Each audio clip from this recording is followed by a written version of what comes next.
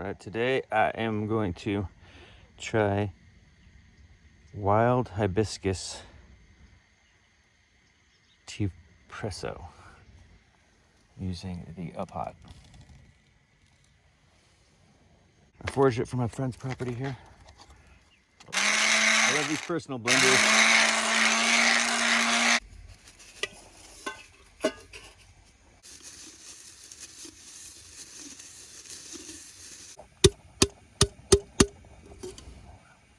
That's enough for a shot or two right there. Put the rest back in the blender. Blend it back out. Blend it up more. Actually, what I want to try is take 2 teaspoons of this. It's fine enough. It didn't work with the nettles to just mix the powder in with the milk and try to make a matcha style latte, where it's not it's not a pressure based tea. It's you're using the entire plant and mixing it in with the milk because it's so fine. The nettle didn't look, I don't know, and feel, it felt grittier. This feels pretty fine. I wonder if the milk's thickness and the heat would integrate this powder into 4 ounces of milk and a little sugar. I think I want to try because this is way too wasteful to be doing. It looks like it's going to take twice as much as everything that I've just processed in order to pull a regular shot, a regular full basket shot that is just equal to 1 drink. Let's check this first, because this is where I'm wanting to go get finer and finer screens in order to utilize all of the plant, not just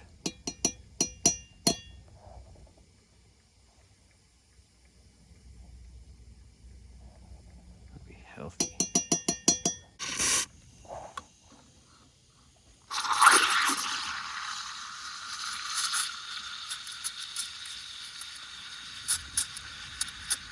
Wild hibiscus.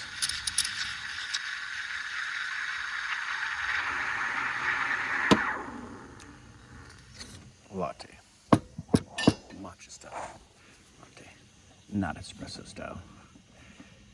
Not tea style. Matcha style.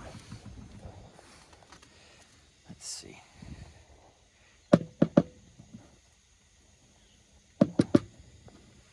Let's see.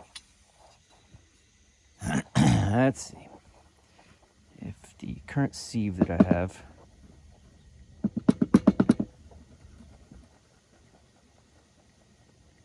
is capable of working with this particular leaf to produce a decent enough mouthfeel. Nettles did not work. Too gritty. With my screen size, this looks too gritty too. If I could see it.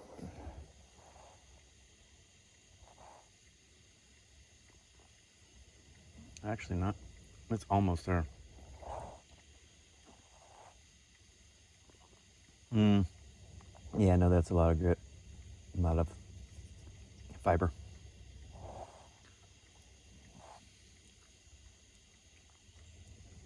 That sometimes works to filter some of that out is waiting until that fiber plumps up, and then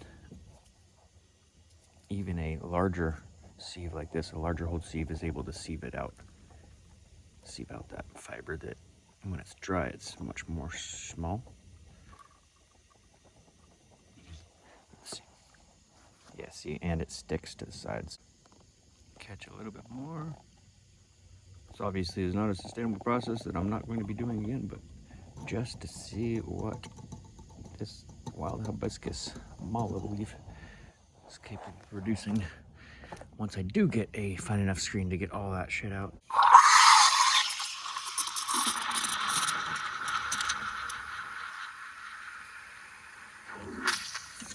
Oof.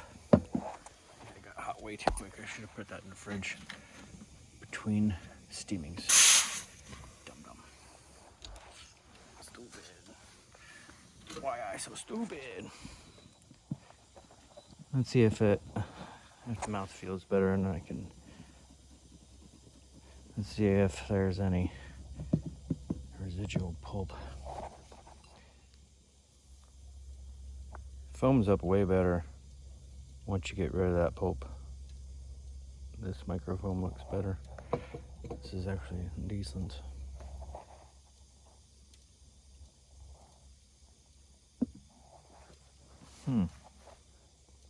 It actually surprisingly tastes a lot like matcha. That's interesting. I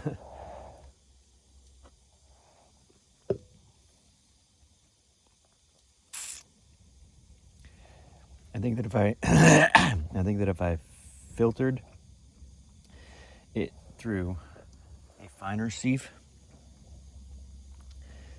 so that an entire 2 teaspoons was in the drink, like I probably took out half of the hibiscus leaf. There's probably only 1 teaspoon in here of the finest stuff. So if I make it all even finer than this fine stuff, and make sure that it's double the strength of this, that's actually going to be a really good drink. I think I need to get that. I need to invest in that finer sieve. 1,000 mesh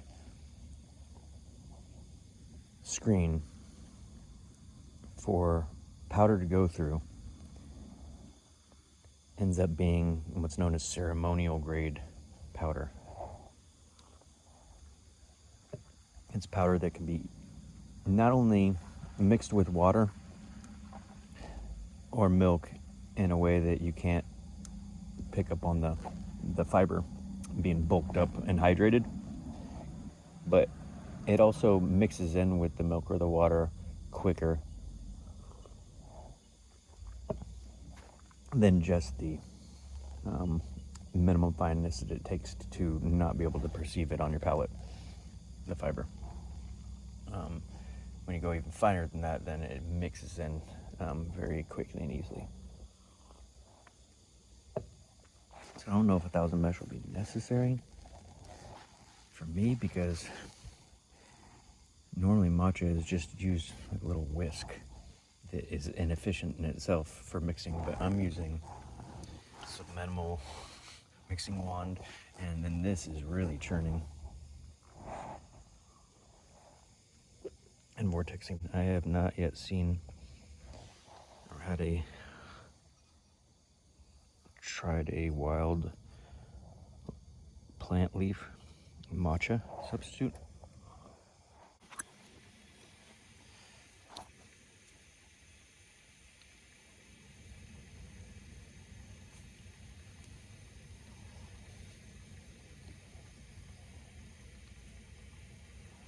Since it's not a full basket, I'll try to push down a little hard like I do the actual espresso. I've been trying to do these Teaspressos a little lightly tamped. Yeah, this one springs back a little bit. I don't know if I think it's gonna, the ones that are springy seem to absorb water really quick, so I gotta pull the shots really fast, like no pre-infusions. Otherwise they'll swell and won't allow for the subsequent water to pass through. And after I'm done pulling this, I'm gonna try to pack the puck full of the more fibrous stuff and see if I can pull something from that.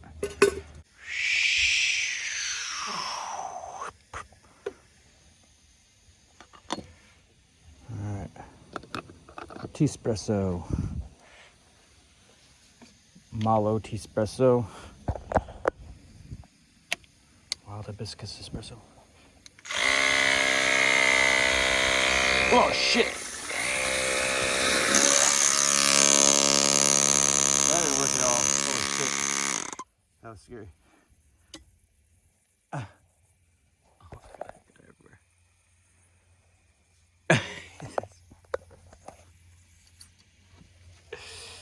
That was crazy. Oh my God. Alright, it doesn't work with them all at all. Wow. it soaked up the water so instantly that it backed up the pressure, and then the pressure found it's called a channel in coffee grounds. It found a channel, looked like one or two channels, just all of its pressure through it. That's insane. I've never seen it.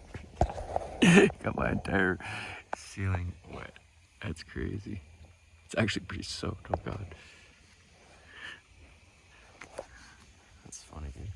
All right. Let's try it again with the wild hibiscus, more fibers, like the stuff that's not as broken down. Blower outer.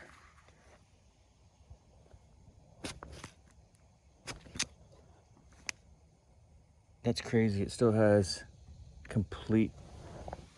I just blew out powder, so that means that it has what made it through completely soaked and swelled, and kind of like protected the inside layer from even getting wet. Yeah, look at that. Wow, that's crazy. That's crazy. The inside is completely dry while my ceiling is dripping on me. That's so crazy that the inside of this could be so dry, yet the outside of the whole machine be so wet. That is a very absorptive, some very absorbent leaf there, mallow.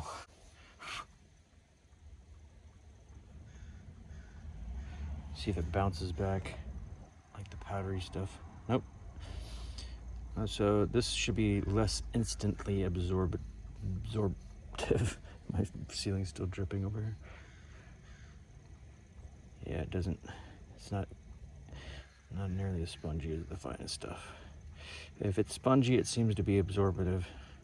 Spongy when you tamp, it's gonna have a harder time being Teaspresso.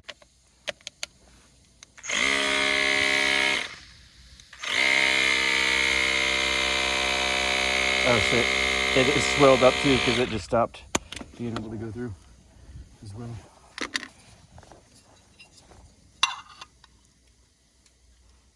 See what it tastes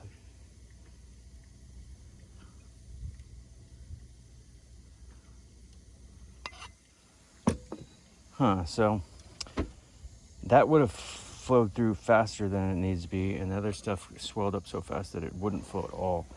So if I just didn't grind them up and separate those, and I just ran the mallow through my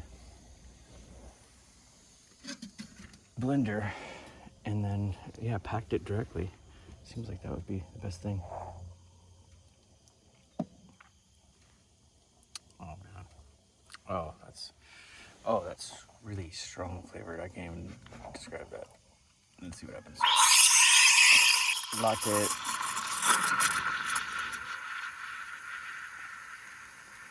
Latte.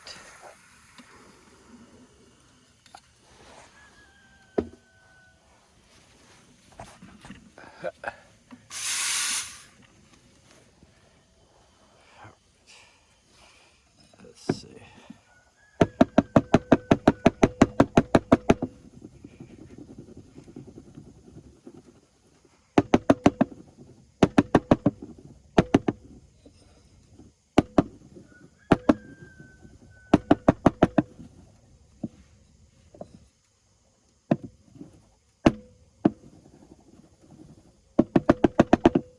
Too big of bubbles.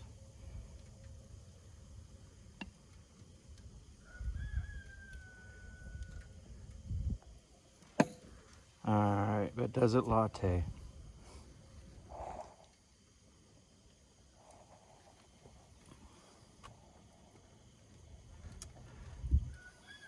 It just tastes like a weak matcha. Subtle matcha. Sorry. This is still good. It's just like a matcha. It's milder matcha.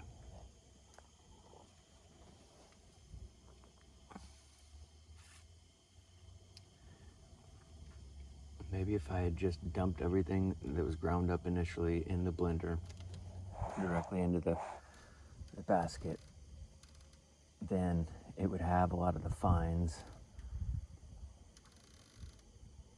but mixed in with the fibers that would hold them back, be a natural, like, three-dimensional screen to keep them from migrating down and out of the puck and into the drink. That first shot didn't have any fibers in it to mitigate that and balance that and control that steady flow. It looked like it's easier for the water to go downwards, not through the middle of the grounds, but through along the wall edges, because the walls are obviously smoother and easier for it to travel through than through the more Byzantine conduit. The more matrix-like the center is. It's easier for it to slip straight down along the edges, so that whole puck just wetted and instantly gelled up or swelled up, and then the water went around it. And when it was coming out the other side, it was trying to go around the other side so it could start going out the holes, but even that was swelling up around those holes. So that's why you got that, I think. At first I thought those spurts were from channeling going through one or two of the spots in the middle, but all that was dry in the middle, so that means that all that water had to go around it, and it was just fighting for going through that first millimeter of grounds right there that were up against the actual holes that it was trying to exit through. So it created little channels, a couple little channels, because it was fighting even on that at the bottom of the bottom. It's so confusing because it's upside down. It was fighting to get out of the holes. It created channels anytime it has to fight, and that stuff swelled really quick. So it channeled not through the puck, but along the edges of the basket where the holes begin. Crazy. Brew science, I like that. That's brew science.